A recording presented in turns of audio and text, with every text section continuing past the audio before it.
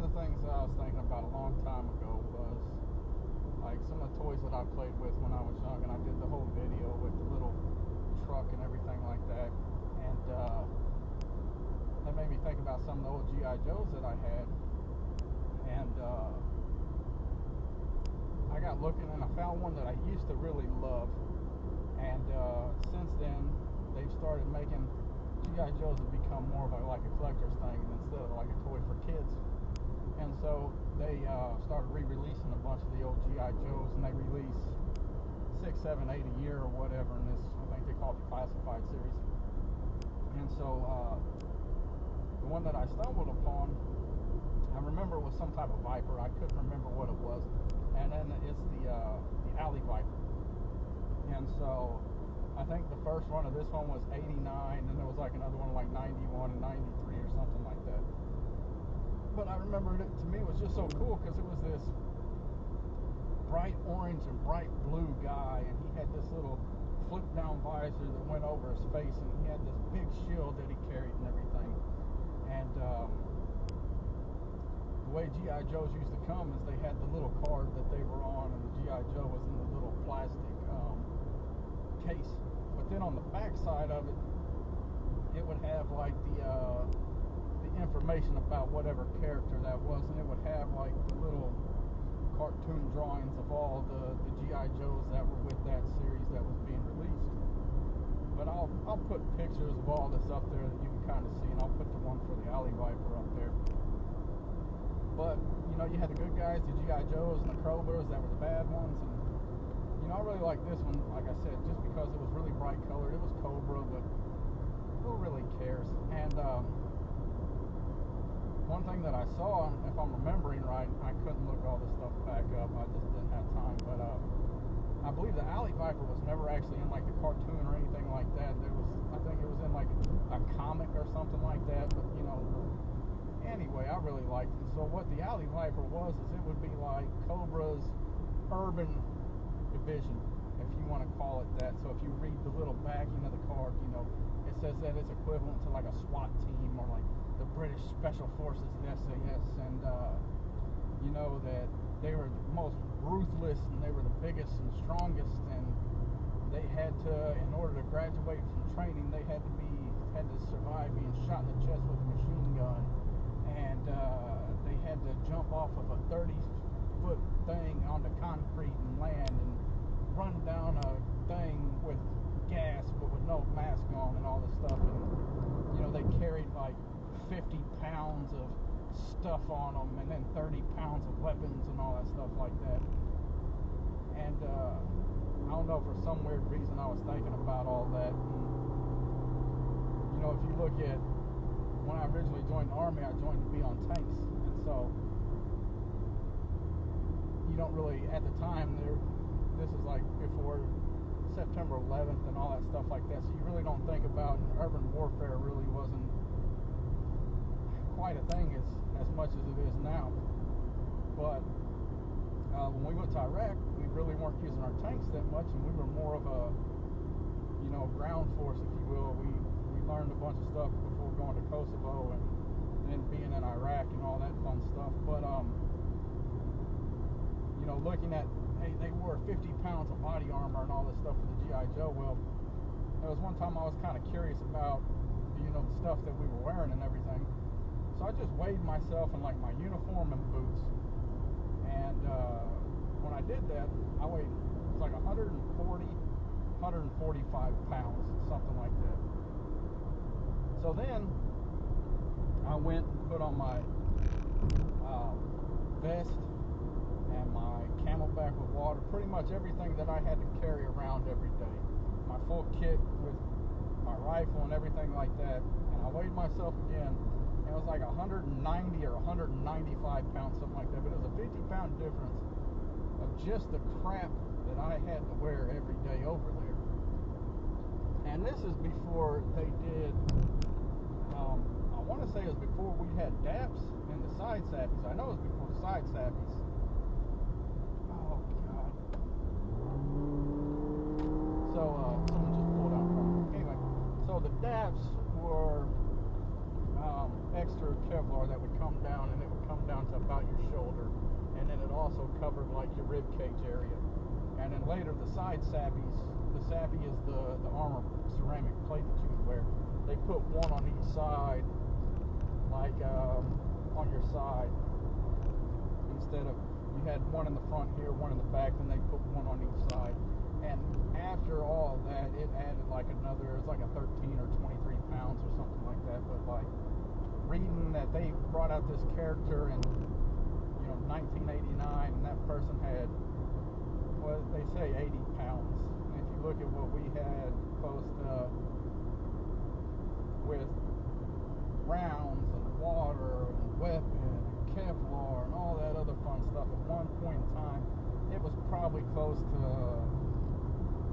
at least 60, 65, if not 70 pounds of stuff that you're wearing, and then you're going into houses and all kinds of other fun stuff. But getting back to the G.I. Joes, when I was thinking about doing this video and I saw that they brought back out the Alley Viper, I was like, oh, cool. So I bought one, and my intent was, at the time, I hadn't figured out how to edit videos, and I really wasn't sure about how much effort I wanted to put in this stuff. So I bought one, and my initial thought is I was just going to hold it up so that you could kind of see it and things like that, and then it would be around at the house if you ever wanted to see it. But since I know how to put pictures and stuff in this now, I'll just do that instead. But I'd kept it in the back of the car for a while because I knew if you saw it you would want it.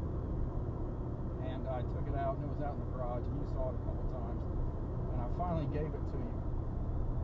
But the only difference between now and the ones that I had, well, they got cooler, better weapons now, so they got a few more. And not only that, I think the old G.I. Joes were like 3 inches. Well, this one's like 6 inches.